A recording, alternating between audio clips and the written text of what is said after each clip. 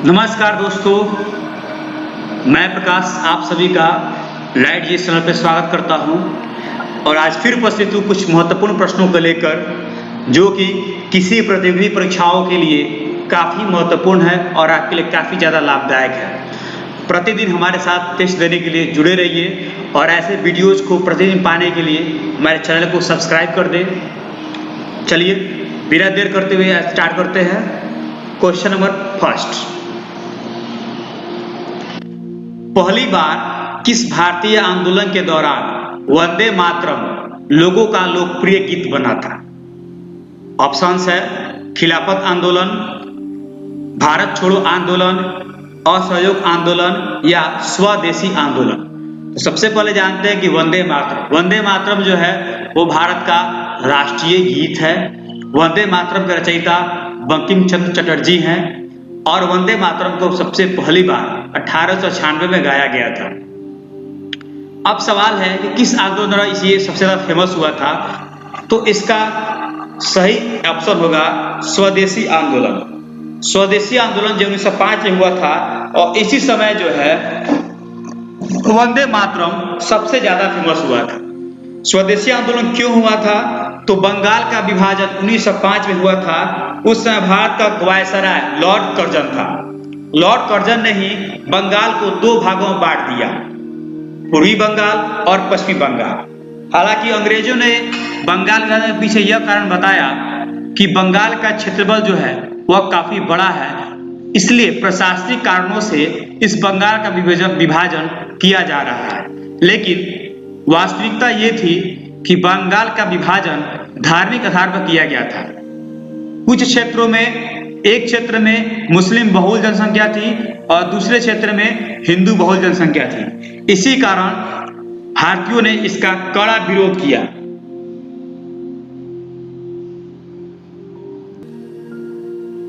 पूरे देश में व्यापक आंदोलन हुए स्वदेशी आंदोलन के रूप में। आंदोलन के विभिन्न रूपों में संघर्ष के बीच यह विदेशी सामानों का बहिष्कार था, जिसे व्यवहारिक और लोकप्रिय स्तर पर सबसे बड़ी दिखाई देने वाली सफलता के रूप में जाना गया। विदेशी कपड़ों का बहिष्कार और इन्हें सार्वजनिक रूप से जलाना, विदेशी सामान बेचने वाली दुकानों पर धरना, ये सब बंगाल के सुदूर कोनों के साथ साथ देश के कई प्रमुख शहरों और कस्बों में सामान्य हो गए। स्वदेशी आंदोलन द्वारा व्यापक रूप से उपयोग किए जाने वाले जन समूह का एक और रूप स्वयंसेवकों की वाहिनी थी। हालांकि 1911 में विभाजन जो है वह रद्द कर दिया गया। चलिए आगे बढ़ते हैं अगले प्रश्न को। क्वेश्चन नंबर 2, दिसंबर 2020 में अंतर्राष्ट्रीय क्रिकेट परिषद के spirit of cricket award the decade किसने जीता? ऑप्शंस हैं विराट कोहली, इयान बेल, राशिद खान या MS धोनी। तो इसका सही जवाब होगा MS धोनी, महेंद्र सिंह धोनी। भारत के पूर्व कप्तान MS धोनी को अंतर्राष्ट्रीय क्रिकेट परिषद के spirit of cricket award of the decade प्राप्त हुआ है। विकेट कीपर बल्लेबाज ने 2011 में टेस्ट मैच के दौरान इंग्लैंड के पूर्व बल्लेबाज इयान बेल को अनोखे तरीके से रन आउट करने के बाद वापस बुलाने के निर्णय के लिए पुरस्कार जीता। यानी कि इयान बेल जो है वह आउट थे, लेकिन धोनी ये जानते थे कि इयान बेल आउट नहीं है, इसीलिए उन्होंने इयान बेल को वापस बुलाया। इसी के कारण महेंद्र सिंह धोनी को स्पिरिट ऑफ क्रिकेट अवार्ड से नवाजा गया 2020 में। यह दशकीय अवार्ड होता है। चलिए आगे बढ़ते हैं अगले प्रश्न की ओर। क्वेश्चन नंबर 3, गुलाम वंश के शासकों की उत्पत्ति क्या थी? फारसी, मंगोल, तुर्क या अफगान? तो इसका सही जवाब होगा तुर्क। यानी गुलाम वंश के शासकों की उत्पत्ति जो है वह तुर्क से थी। कुतुबुद्दीन ऐबक गुलाम वंश का संस्थापक था और यह एक तुर्की गुलाम था। वह गौर के मोहम्मद का एक गुलाम था। कुतुबुद्दीन ऐबक ने 1206 ईस्वी में गुलाम वंश की स्थापना की। ठीक है, चलिए आगे बढ़ते हैं अगले प्रश्न की ओर। क्वेश्चन नंबर 4, निम्नलिखित में से कौन सा ग्रह अरुण ग्रह की तरह दक्षिणावर्त घूर्णन करता है? ऑप्शन है शनि, बृहस्पति, शुक्र या बुध। तो इसका सही जवाब होगा शुक्र, यानी शुक्र जो है वह अरुण ग्रह की तरह ही दक्षिणावर्त घूर्णन करता है। यदि बात की जाए शुक्र का, तो शुक्र जो है इसका आकार पृथ्वी के समान है। शुक्र हमारे सौर मंडल का सबसे गर्म ग्रह है। यह इसे सबसे चमकीला ग्रह भी कहा जाता है। पृथ्वी से समानता होने के कारण इसे पृथ्वी की जुड़वा बहन के रूप में भी जाना जाता है। शुक्र को सुबह का तारा और शाम का तारा भी कहा जाता है। यह सूर्य से दूसरे नंबर पे है, दूसरा ग्रह है। चलिए आगे बढ़ते हैं अगले प्रश्न की ओर। Question number 5। 1946 में गठित अंतरिम सरकार में डॉक्टर राजेंद्र प्रसाद ने कौन सा विभाग संभाला था? यानी कि आजादी से पूर्व 1946 में जो सरकार बनी थी कुछ समय के लिए, उसमें डॉक्टर राजेंद्र प्रसाद ने कौन सा डिपार्टमेंट संभाला था? ऑप्शन है रक्षा, खाद्य एवं कृषि, विदेश मंत्रालय और राष्ट्र। इनमें से कोई नहीं। तो इसका सही जवाब होगा खाद्य एवं कृषि, यानी डॉक्टर राजेंद्र प्रसाद उस समय खाद्य एवं कृषि मंत्री थे। अब अस्थायी सरकार की बात की जाए तो यह देश की आंतरिक और बाहरी मामलों की देखभाल के लिए बनाई जाती है जब तक कि कोई नई सरकार नहीं चुन ली जाए। 1946 में ब्रिटिश प्रधानमंत्री क्लीमेंट एटली द्वारा भेजे गए ब्रिटिश कैबिनेट मिशन के प्रस्तावों के बाद घटक विधानसभा के चुनाव हुए और भारत की अंतरिम सरकार का गठन 2 सितंबर 1946 को हुआ। 26 सितंबर 1946 को नेहरू ने सभी देशों के साथ राजनयिक संबंधों के संलग्न होने की सरकार की योजना की घोषणा की। ठीक है, इसमें बहुत जैसे कि उस समय बहुत सारे मंत्री बनाए गए ताकि देश की शासन व्यवस्था को संभाला जाए। और जब देश आजाद हुआ 1947 में, फिर 1950 में एक आम चुनाव हुआ। उसके बाद आम चुनाव के बाद जो है देश के पहले प्रधानमंत्री पंडित जवाहरलाल नेहरू बने और पहले राष्ट्रपति डॉक्टर राजेंद्र प्रसाद बने। ओके, आगे बढ़ते हैं अगले प्रश्न की ओर।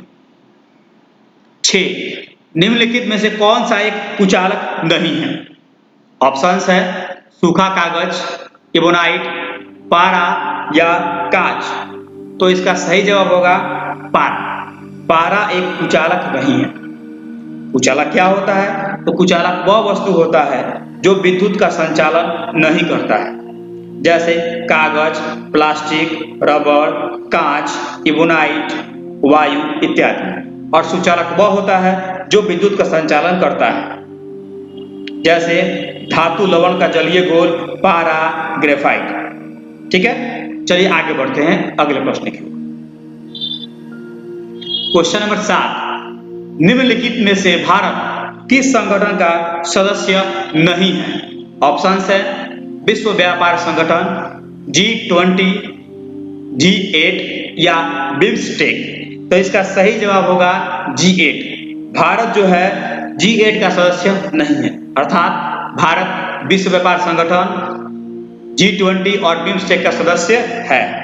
यदि G8 की बात की जाए तो G8 में 8 सदस्य देश है: France, Germany, Italy, United kingdom, Japan, संयुक्त राज्य अमेरिका, कनाडा और रूस। हालांकि 2014 में G8 से रूस को अनिश्चित काल के लिए निलंबित कर दिया गया था।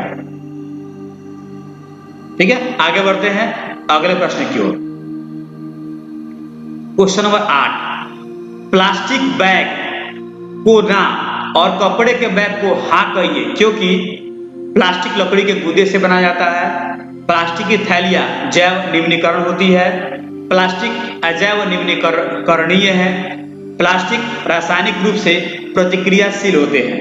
तो इसका सही जवाब होगा प्लास्टिक की थैलियां अजैव निम्नीकरण होती है, यानी कि आप जानते भी हैं कि प्लास्टिक का बैन बहुत पहले लगाया गया था, यानी प्लास्टिक हमें यूज नहीं करना चाहिए, वो जल्दी गलता नहीं है, वो जल्दी सड़ता नहीं है, इसके उपकरण में काफी समय लगता है, इसलिए प्लास्टिक की जगह कपड़े के बैग का उपयोग हमें करना चाहिए। आगे बढ़ते हैं अगले प्रश्न की ओर। क्वेश्चन नंबर 9, निम्नलिखित में से कौन सी अनुसूची पंचायती राज प्रणाली के कामकाज से संबंधित है? ऑप्शन है 10वीं, 9वीं, 11वीं या 12वीं। तो इसका सही जवाब होगा 11वीं अनुसूची, यानी 11वीं अनुसूची जो है वह पंचायती राज प्रणाली से संबंधित है। इसमें पंचायती राज संस्थाओं से संबंधित 29 विषय हैं, जैसे कुछ कृषि, भूमि सुधार कार्यान्वयन, भूमि संगणन, मृदा संरक्षण इत्यादि चीजें जो है वह 11वीं अनुसूची में आती है।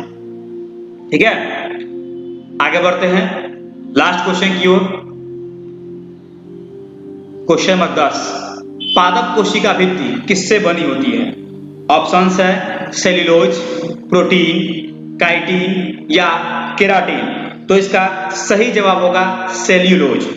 पादप कोशिका की भित्ति जो है वो मुख्य रूप से सेल्यूलोज से बनी होती है। ठीक है, ये वीडियो आपको कैसी लगी आप हमें कमेंट बॉक्स में जरूर बताएं।